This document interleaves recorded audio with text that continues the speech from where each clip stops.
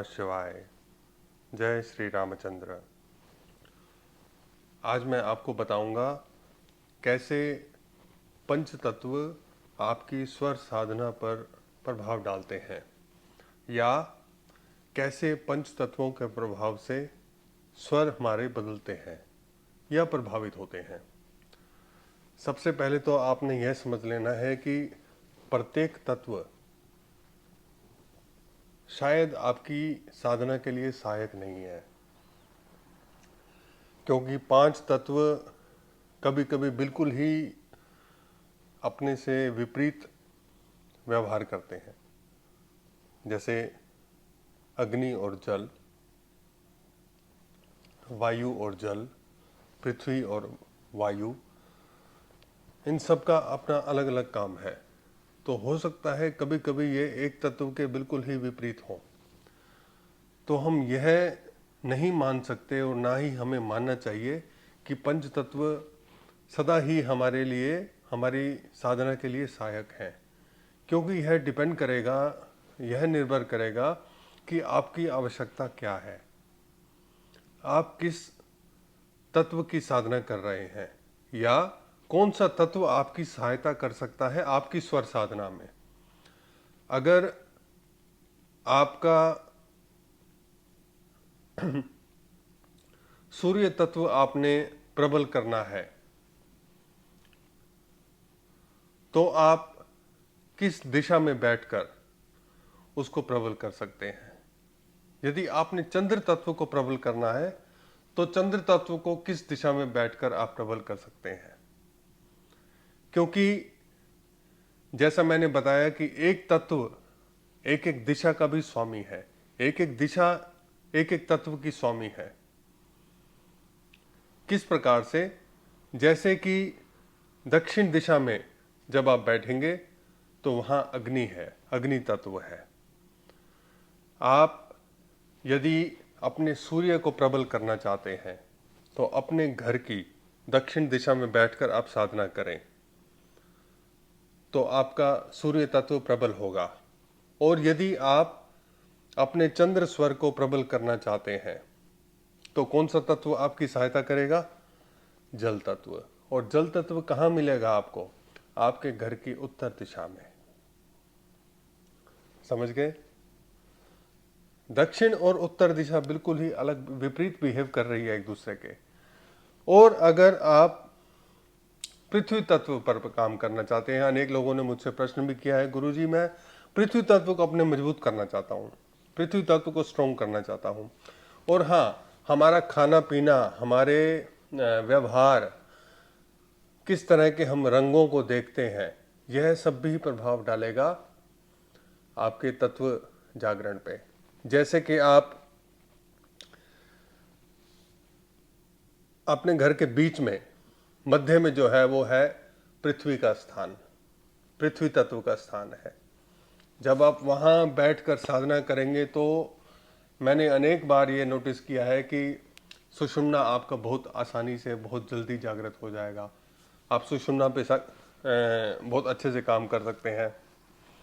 ऐसे ही पूर्व दिशा में, पूर्व दिशा की ओर मुख करके जब आप पूर्व दिशा में बैठेंगे तो वहाँ वायु तत्व आपका जागृत होगा। वायु तत्व की भी हमें आवश्यकता है, क्योंकि वायु तत्व के सहायता से ही हम प्राण को सिद्ध करते हैं, प्राण को सिद्ध कर सकते हैं। अगर वायु तत्व का प्रवाह, वायु का प्रवाह हमारे भीतर नहीं होगा, हमारे प्राणों में नहीं होगा, तो हम स्वर को सिद्ध नहीं कर पाएंगे। उसी प्रकार से जब आप दक्षिण दिशा में बैठेंगे, दक्षिण दिशा की ओर मुख करके बैठेंगे, तो आप पाएंगे कि वहां आकाश तत्व प्रबल है। और ये मैं आपको कोई ट्रिक सिखाने के लिए नहीं बोल रहा हूँ, ये मैं आपको साधना की दृष्टि से बोल रहा हूँ। और आप ये भी पूछ सकते हैं कि कौन से तत्व से हमारे स्वर बदलते हैं, या किस तत्व के प्रभाव से हमारे स्वरों को बदला जाता है। या मुझे कहना चाहिए कि स्वर के बदलने का कारण ही तत्व है। कोई बच्चा पूछे कि जब मैं 5वीं में आ जाऊंगा तो मैं एग्जाम पास कर लूंगा? मैं बोलूंगा कि जब एग्जाम पास कर लोगे तो 5वीं क्लास में आ ही जाओगे। समझ रही हैं बात के अंतर को? तो तत्व के कारण ही शायद एक पर्टिकुलर दिशा में, जैसे मैंने चारों दिशाओं को वर्णित किया 5वीं दिशा मध्य बिंदु के साथ, शायद एक दिशा का प्रभाव आपके रहन सहन में अधिक हो। शायद जिस जगह पर आप रहते हैं उस घर में, या जो आपका काम करने का स्थान है उस जगह पर, किसी एक जगह पर एक दिशा का प्रभाव अवश्य होगा और वो आपकी साधना पर प्रभावित डालेगा। कैसे प्रभाव डालेगा? क्योंकि वो दिशा एक तत्व की स्वामी है।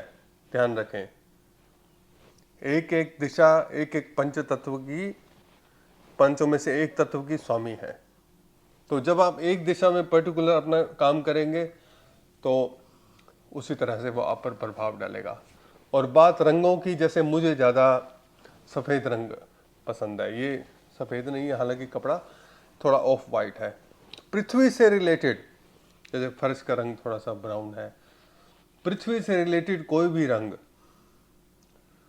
बिल्कुल चटक सफ़ेद नहीं, जैसे थोड़ा मटमैला सा ब्राउन जैसा हो गया ना, और ये रंग पृथ्वी तत्व को साधने में बहुत सहायक होंगे। जब आप थोड़े से ऐसे लगता है ना, जैसे सफ़ेद कपड़ा गंदा हो गया तो ऐसे लगता है बहुत मिट्टी लग गई होगी उस पर, तो वो गंदा हो गया, वो पृथ्वी तत्व का सूचक हो गया एक तरह से। आपको पता नहीं आप क्या बोल रहे हैं। पृथ्वी तत्व का के संपर्क में आने से ही तो सफ़ेद रंग का जो रंग बदल जाएगा, वो थोड़ा सा ब्राउन ऑफ वाइट दिखना शुरू करेगा। तो इस बात को समझें आप। और जैसे उन रंगों को आप देखेंगे ज़्यादा, आपके प्रभाव में ज़्यादा आएंगे, वो रंग आपकी साधना को प्रभावित करेंगे, क्योंकि वो एक एक तत्व का स्वामी है। अगली बार मैं आपको रंगों के बारे में बताऊंगा। आज आपको दिशा के बारे में बताया कि कौन सी दिशा का प्रभाव किस तत्व पे पड़ेगा और वो तत्व कैसे आपकी साधना में प्रभाव डाले। क्योंकि हम तो सूर्य और चंद्र की साधना कर रहे हैं ना, जो कि सब देवताओं के स्वामी ही है। सब देवता हर एक संस्कृति में, दुनिया की हर संस्कृति में आपको सूर्य मंदिर हमेशा मिल जाएगा, कहीं भी जाएंगे आप। चीन की राजधानी जो है बीजिंग है, मैं वहाँ गया था, वहाँ पे सूर्य मंदिर है। दक्षिण अमेरिका में, मैक्सिको में, वहाँ पे सूर्य मंदिर मिल जाएंगे। भारत में सूर्य मंदिर है। तो सूर्य की साधना क्यों कर रहे हैं हम, और चंद्र कितना इम्पोर्टेंट है। हर 15 दिन में हमें चंद्र की वैल्यू पता चलती है जब हमारा महीना बदलता है। कृष्ण पक्ष, शुक्ल पक्ष के हमारे काम ही अलग अलग हैं। क्या काम हमने करने हैं, क्या काम नहीं करने हैं, ये भी चंद्र हमारा डिसाइड करता है, या चंद्र की सहायता से हम डिसाइड करते हैं। तो आप इस महत्व को समझें कि दिशाओं का और सूर्य चंद्र का महत्व कितना है। मैं आशा करता हूँ आज मेरी बात आपको समझ आई होगी कि चारों दिशाएं, पांचों दिशाएं मुझे कहना चाहिए, मध्य बिंदु को मिला के कैसे 5 तत्वों को रिप्रेजेंट करती हैं और कैसे यह है हमारी साधना पर प्रभाव डालेगा। आज के लिए इतना ही। धन्यवाद। ओम नमः शिवाय। नमस्ते। जय श्री रामचंद्र। ओम नमः शिवाय। यदि आप स्वर विज्ञान, स्वर योग सीखना चाहते हैं, बिल्कुल बेसिक लेवल से लेकर वहाँ तक जहाँ तक भगवान शिव ने माता पार्वती को शिव स्वरोदय ग्रंथ के माध्यम से उपदेश किया है, आप मुझसे जुड़ सकते हैं। और मुझे आशा है इस ग्रंथ के माध्यम से आप अपने जीवन में समूल क्रांतिकारी परिवर्तन लाने में सक्षम होंगे। धन्यवाद। ओम नमः शिवाय।